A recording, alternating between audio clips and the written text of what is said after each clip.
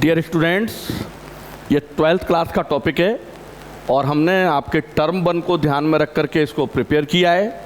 Term 1 में आपके objective questions आएंगे, मल्टीपल चॉइस वाले, उनको ध्यान में रख करके हम इसको ले करके आए हैं।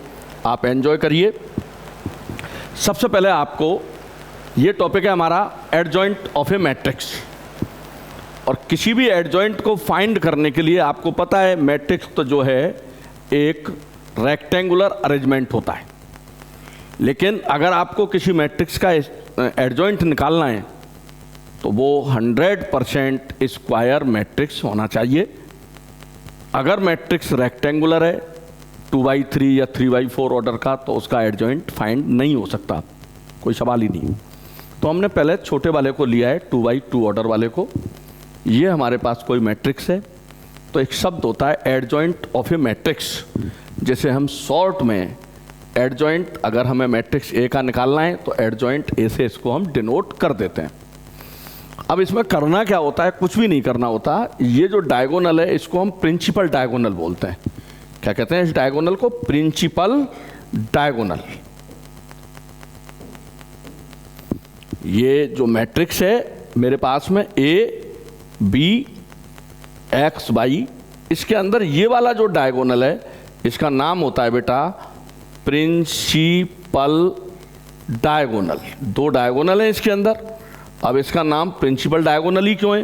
क्योंकि कहानी की शुरुआत यहीं से हो रही है, हम स्टार्ट ही यहाँ से कर रहे हैं, इससे थोड़ी ना स्टार्ट कर रहे हैं। दो डायगोनल हैं, ये भी डायगोनल है, लेकिन इसको नहीं, इस वाले डायगोनल को हम प्रिंसिपल डायगोनल कहते हैं।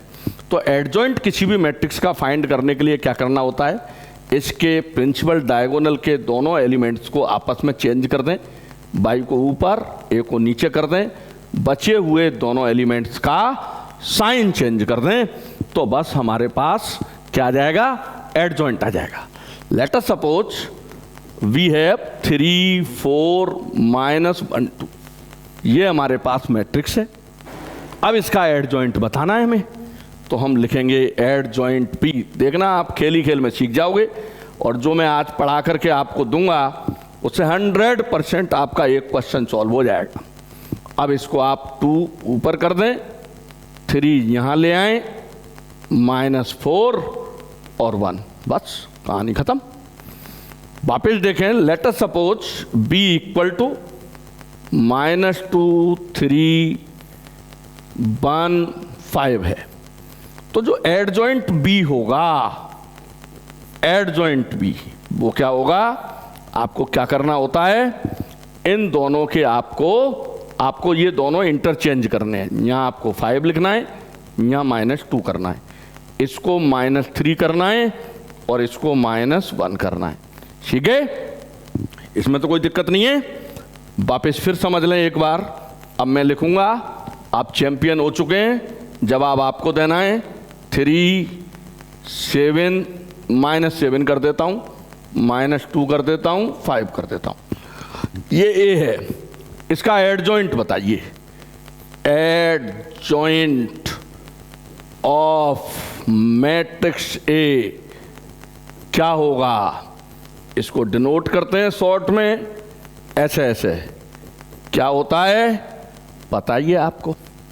इनको इधर भेज दीजिए, इधर उधर।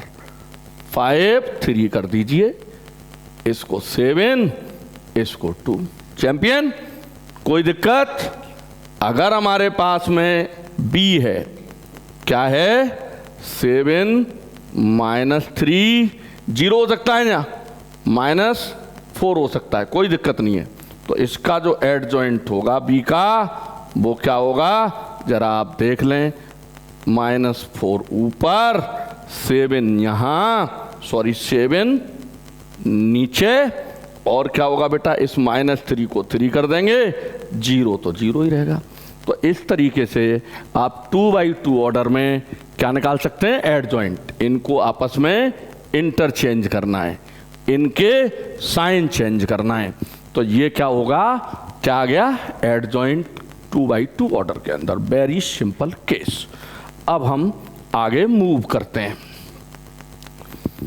इसके बाद बात आई, ये डिटर्मिनेंट है। डिटर्मिनेंट क्या है? What is the difference between matrix and determinant? Matrix जो है एक रेक्टेंगुलर अरेंजमेंट है।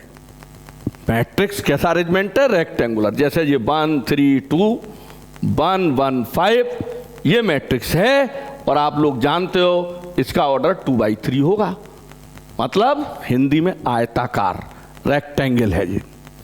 लेकिन डिटर्मिनेंट रेक्टेंगुलर नहीं होता, स्क्वायर होता है। दूसरा एक अंतर और है, मैट्रिक्स की वैल्यू नहीं होती, डिटर्मिनेंट की वैल्यू होती है। तो डिटर्मिनेंट की डेफिनेशन क्या है? नंबर 1 ये स्क्वायर अरेंजमेंट है। नंबर 2 अगर कोई मैट्रिक्स है जो स्क्वायर है तो उसके करस्पॉन्डिंग एक एब्सोल्यूट वैल्यू होती है। वो जो वैल्यू है, जैसे ये एक मैट्रिक्स है, ठीक है, इसका करस्पॉन्डिंग डिटर्मिनेंट ये है और डिटर्मिनेंट की वैल्यू होगी, मैट्रिक्स की वैल्यू नहीं होगी। वैल्यू के लिए क्या करना है? ये सिंपल मल्टीप्लाई, ऐसे ऊपर से नीचे आए, ऊपर से नीचे गिरते हो आप। जी की वैल्यू, ग्रेविटेशनल एक्सीलरेशन की वैल्यू कैसी होती है? पॉजिटिव। और नीचे से ऊपर जाते हो, हाँप जाते हो आप, थक जाते हो, तो माइनस होता है उसमें। तो जब नीचे से ऊपर जाते हैं तो माइनस होता है। ये डिटर्मिनेंट की वैल्यू होती है 4 2 1 3। क्या वैल्यू होगी? ये 12 हुए, ये -2 हुए, 10 हो गई डिटर्मिनेंट की वैल्यू। और डिटर्मिनेंट की वैल्यू पॉजिटिव भी हो सकती है, नेगेटिव भी हो सकती है। -3 1 2 7, ये देखें, इनको मल्टीप्लाई करें, -21 इसको करें, -2 -23 हुई। तो डिटर्मिनेंट की value may be positive, may be negative और 0 भी हो सकती है डिटर्मिनेंट की वैल्यू। मान लो मैंने ले लिया 5 4, यहां भी लिख लिया मैंने 5 4। अब मैंने इसको मल्टीप्लाई किया 20, बीच में लगाया माइनस, इसको किया 20, क्या आया? 0। डिटर्मिनेंट की वैल्यू पॉजिटिव हो सकती है, नेगेटिव हो सकती है और 0 भी हो सकती है। मैट्रिक्स की वैल्यू नहीं होती है। अगर ये कोई मैट्रिक्स है तो ये उसका करस्पॉन्डिंग डिटर्मिनेंट है और इस करस्पॉन्डिंग डिटर्मिनेंट को डिटर्मिनेंट ऑफ ए से डिनोट किया जाता है। दो डंडों के बीच में बंद कर देते हैं, determinant of A and read as determinant of A. तो ये जो लिखा जाता है, ये जो लिखा हुआ है, ये डिटर्मिनेंट ऑफ ए है। बच्चों वाली बात नहीं है कि ये मॉडुलस है जो आपके दिमाग में मान लो 6 महीने बाद पढ़ो और आपके डिटर्मिनेंट की वैल्यू मेरी तरह नेगेटिव आ जाए। जैसे अभी अभी नेगेटिव आ गई थी तो आप हाँप जाओ, 2 3 1 और ये -4, ये कितनी आई? इन दोनों का मल्टीप्लाई किया -8, इन दोनों का मल्टीप्लाई किया -3, क्या आई? -11। और आपको हाय अल्लाह ये तो गलत हो गया, कहाँ मिस्टेक हो रही है? ठीक है, कोई मिस्टेक नहीं हो रही। डिटर्मिनेंट की वैल्यू नेगेटिव आ सकती है, पॉजिटिव आ सकती है, 0 भी आ सकती है। ठीक, तो ये डिटर्मिनेंट की वैल्यू से संबंधित बात थी।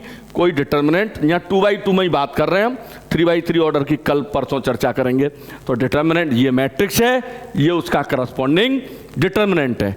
अगर ये मैट्रिक्स ए है तो इसका जो करस्पॉन्डिंग डिटर्मिनेंट होता है उसको हम इस तरीके से डिनोट कर देते हैं। नेक्स्ट देखते हैं अब क्या है हमारे पास। Inverse of a matrix. Inverse उसी मैट्रिक्स का फाइंड होगा जो स्क्वायर होगा। अगर कोई मैट्रिक्स स्क्वायर नहीं है उसका इनवर्स फाइंड नहीं हो सकता। दूसरी बात, जो ए इनवर्स होता है, अगर कोई मैट्रिक्स ए है तो उसका इनवर्स का जो फार्मूला है एडजॉइंट ए अपॉन डिटर्मिनेंट ए। आपको बच्चों वाली बात आपको सबको पता है कि 3/0 नॉट डिफाइन, डिफाइन नहीं होता। आप किसी भी नंबर में 0 से भाग नहीं लगा सकते, 0 से डिवाइड नहीं कर सकते। इसलिए जो adjoint A upon determinant of A है, तो अगर ये 0 हो जाएगा तो रामलीला कमेटी फेल हो जाएगी। इसका मतलब इनवर्स फाइंड नहीं होगा। तो जब ऐसे मैट्रिक्स जिनका इनवर्स फाइंड नहीं होता उन्हें हम सिंगुलर मैट्रिक्स कहते हैं।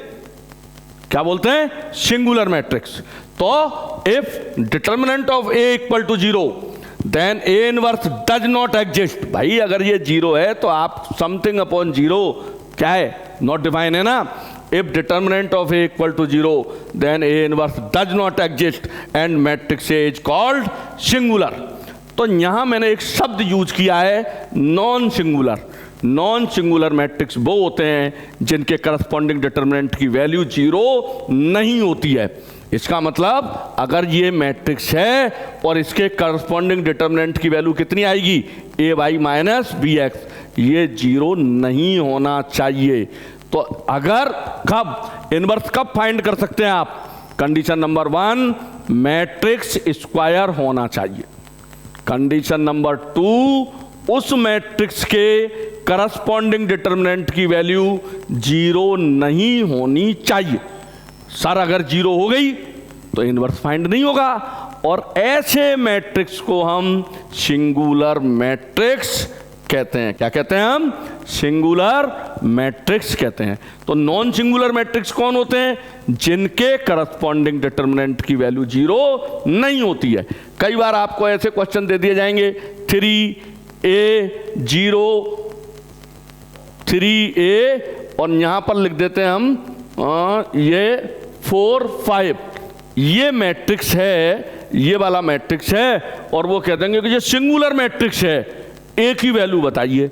तो कुछ नहीं, ये सिंगुलर मैट्रिक्स है तो इसके करस्पॉन्डिंग डिटर्मिनेंट की वैल्यू 0 होगी। तो यहां से आप ले आओगे 15 माइनस 4 ए की वैल्यू 0 होगी और ए की वैल्यू 15/4 होगी। क्या होगी? 15/4। तो भाई ए इनवर्स की वैल्यू याद हो गई, adjoint A upon determinant of A. अब यहां मुकदमा क्या है? ए इनवर्स क्या होता है भाई? ए इनवर्स क्या होता है? एडजॉइंट ए अपॉन डिटर्मिनेंट ए। अब बेटा ये एडजॉइंट क्या होता है? इसका एडजॉइंट ये आपके सामने लिख रहा है, एडजॉइंट ऑफ ए। तो गुरुजी ने क्या समझाया था?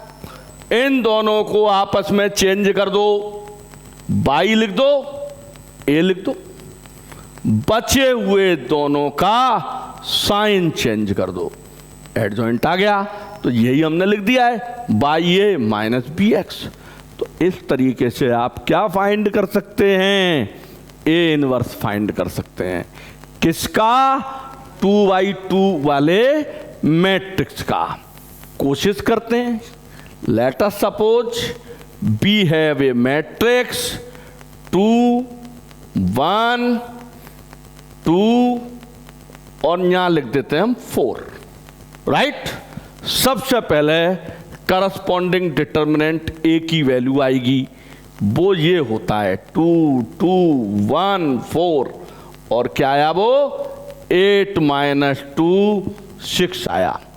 इसका मतलब हम ए इनवर्स फाइंड कर सकते हैं। और ए इनवर्स क्या होगा भाई? एडजॉइंट ए अपॉन डिटर्मिनेंट ए। तो बेटा इसको हम ऐसे लिखेंगे 1/6। और यहां बात आई एडजॉइंट को कैसे लिखेंगे? इसका एडजॉइंट इन दोनों को आपस में चेंज करेंगे। किन दोनों को? इनको। इन्हें क्या बोलते हैं? प्रिंसिपल डायगोनल के एलिमेंट्स। यहां आएगा 4, ये आएगा 2। जो बचे हुए दो हैं उनका हम साइन चेंज करेंगे, इन दोनों का हम साइन चेंज करेंगे, -1 -2। तो ये ए इनवर्स की वैल्यू है। मैट्रिक्स जिन बच्चों को आती है उनको ये भी पता होगा कि ये 6 हर एलिमेंट के साथ जाएगा, 4/6 यानी 2/3 -1/6, यहां आए -2/6 -1/3 और ये 1/3 आंसर। तो ये ऐसे भी हो सकता है इसमें पन्ना भरने की, पेज भरने की जरूरत नहीं है, ए इनवर्स ऐसे आ जाएगा। फिर दूसरा क्वेश्चन देखते हैं, आप आनंद लें, एंजॉय करें आप। लेट अस सपोज मेरे पास एक मैट्रिक्स है 1 -1 और मेरे पास है 2 3। आप सबसे पहले मुझे करस्पॉन्डिंग डिटर्मिनेंट ए की वैल्यू बता दो विदाउट एनी नाटक। ये हुआ 3, इनका मल्टीप्लाई किया -2 हुआ, यानी इसकी वैल्यू 5 आ चुकी है। एडजॉइंट ए की वैल्यू क्या होगी? आपको फार्मूला याद है, सॉरी ए इनवर्स सीधे लिख लेते हैं। ए इनवर्स क्या होगा? एडजॉइंट ए अपॉन डिटर्मिनेंट ए 1/5। और क्या हुआ बेटा? क्या करते हैं एडजॉइंट के लिए? इनको आपस में चेंज करते हैं, 3 1 ऐसे। और क्या हुआ? इनके साइन चेंज करते हैं, 1 -2। और जो पढ़े लिखे बच्चे हैं वो क्या कह सकते हैं? 3/5 -2/5 1/5 1/5 1/5। इस तरीके से वैल्यू बाइंड हो गई। किसकी? ए इनवर्स की। मजे आ गए ना? तो ये चुटकियों का काम है, आप तो विद्वान लोग हैं, फटाफट फटाफट कर सकते हैं। Let us suppose we have a matrix 1 2 2 5। सबसे पहले क्या निकालेंगे? करस्पॉन्डिंग डिटर्मिनेंट की वैल्यू। करस्पॉन्डिंग डिटर्मिनेंट की वैल्यू अब नाटक नहीं, तुरंत 1 को 5 से 5 आया, इसको इससे -4 आया, इसकी वैल्यू क्या आई? 1 आई। अब आप ये बताएं, अगर समथिंग 7/1 है तो 7 ही तो रहेगा, तो एडजॉइंट ए अपॉन 1 क्या होगा? Adjoint A. If determinant of A equal to 1 then A inverse equal to adjoint A. तो यहां पर ए इनवर्स की वैल्यू क्या आएगी? एडजॉइंट ए के इक्वल आएगी। अब एडजॉइंट ए कैसे लिखना आता है हमें? इनको आपस में चेंज करेंगे, 5 1, इन दोनों के हम साइन बदल देंगे, बस हो गई बल्ले बल्ले। आनंद, नेक्स्ट प्रॉब्लम देखते हैं हम क्या है। Let us suppose we have a matrix 3 -2 1 और यहां लिख देते हैं हम 4 लिख देते हैं। अब क्या हुआ बेटा? इसके करस्पॉन्डिंग डिटर्मिनेंट की वैल्यू क्या आएगी? बोलिए 12, और बोलिए माइनस, इन दोनों को मल्टीप्लाई कीजिए, -2 दैट मीन्स +2, ये सब 14 आई। ए इनवर्स क्या होता है? बच्चे को याद है कि एडजॉइंट ए अपॉन डिटर्मिनेंट ए होता है, इसलिए वो 1/14 लिखेगा, ब्रैकेट के अंदर जाएगा। क्या याद हो गया उसको कि सर मैं इनको आपस में चेंज कर दूंगा। कर दे भाई, 4 और 3 कर दे। इसके साइन चेंज कर दूंगा, 2 और -1 कर दे। ये बहुत अच्छा है, आंसर आ चुका है, आपको आनंद आ रहा होगा। आनंद लें। 1/14 ये यहां गया, 4/14 4/14 2/7 -1/14 2/14 1/7 नेक्स्ट 3/14। ये है आपका ए इनवर्स। क्या है ये? A inverse. और आनंद लेते हैं हम। कैसे कैसे आनंद आ रहे हैं आपके? एंजॉय कर रहे हैं ना आप? ए इक्वल टू 2 1 5 2, राइट। यहां से आपको डिटर्मिनेंट ऑफ ए की वैल्यू मिलेगी। क्या आएंगे? 4 minus 5, value of determinant may be positive, may be negative और मे बी जीरो। डिटर्मिनेंट की वैल्यू पॉजिटिव, नेगेटिव, जीरो हो सकती है।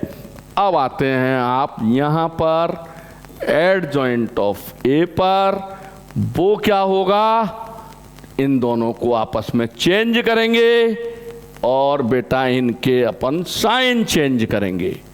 कर दिया इन दोनों को चेंज, कुछ भी चेंज नहीं हुआ, -1 -5। ए इनवर्स क्या होता है, adjoint of A upon determinant of A, 1 upon -1 2 -1 2। ये जो 1 अपॉन -1 क्या होगा, -1, तो उस -1 का इन चारों ही एलिमेंट से मल्टीप्लाई होगा। ये -2 होगा, ये 5 होगा, 1 -2 हो जाएगा, आंसर आ गया। भाई अंदर क्या होगा, जब हम 1 अपॉन -1 जब अंदर वाले से गुणा करेंगे, मल्टीप्लाई करेंगे, तो प्लस माइनस में चेंज हो जाएगा और माइनस प्लस में चेंज हो जाएगा।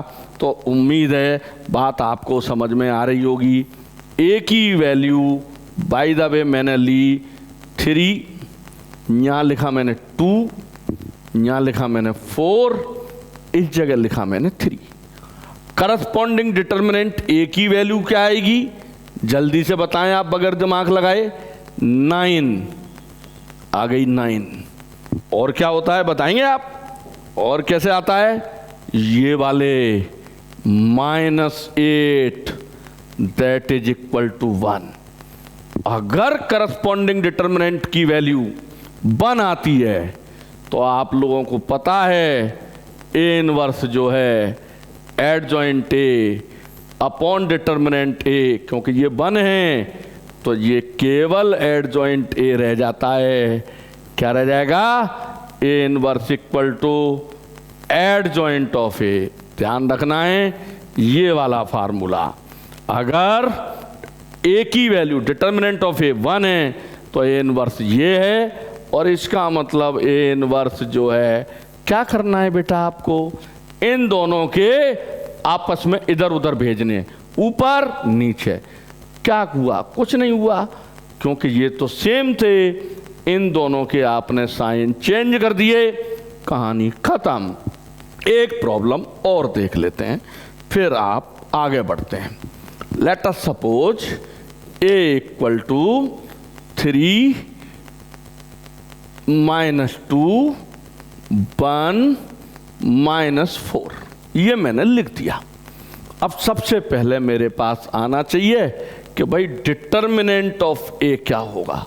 तो बच्चों को पता होती है, इनका मल्टीप्लाई करेंगे, -12 हुआ, फिर माइनस करेंगे, इन दोनों का मल्टीप्लाई करेंगे, -2 आया, तो डिटर्मिनेंट ऑफ ए की वैल्यू -10 आ जाएगी।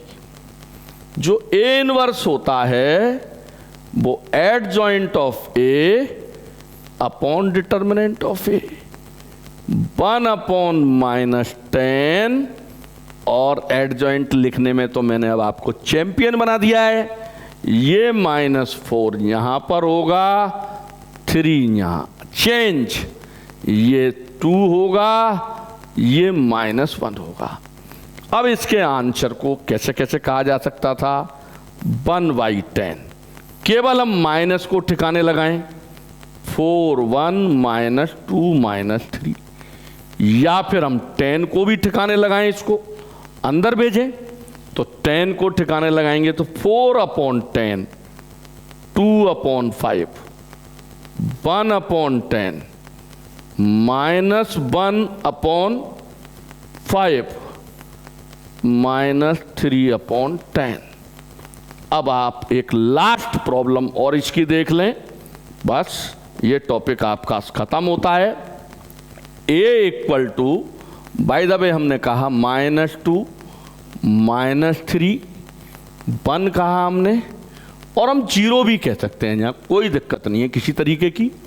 करस्पॉन्डिंग डिटर्मिनेंट ए की वैल्यू आएगी वो क्या आएगी, पहले इनका मल्टीप्लाई होता है इन दोनों का, 0 हो जाएगा, फिर इन दोनों का मल्टीप्लाई होता है, बीच में माइनस का साइन लगाया जाता है, इन दोनों के मल्टीप्लाई से -3 आ रहा है, तो माइनस इंटू माइनस जा करके मिल करके ये 3 हो जाएगा, ऐसा है। ए इनवर्स की जो वैल्यू होती है वो एडजॉइंट ए अपॉन डिटर्मिनेंट ए होती है। ये आपका 1/3 होगा।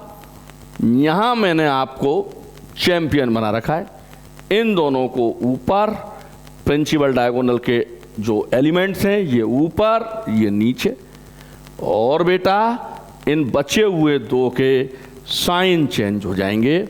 तो जो ए इनवर्स है वो 0/3 यानी 0, -1/3, 3/3 1, -2/3, ये हो गया बेटा। तो उम्मीद है आपको बात समझ में आई होगी। ओके बेटा, 100% ऐसी अपने को होप है, ये उम्मीद है कि इससे एक क्वेश्चन आएगा। बाय बेटा।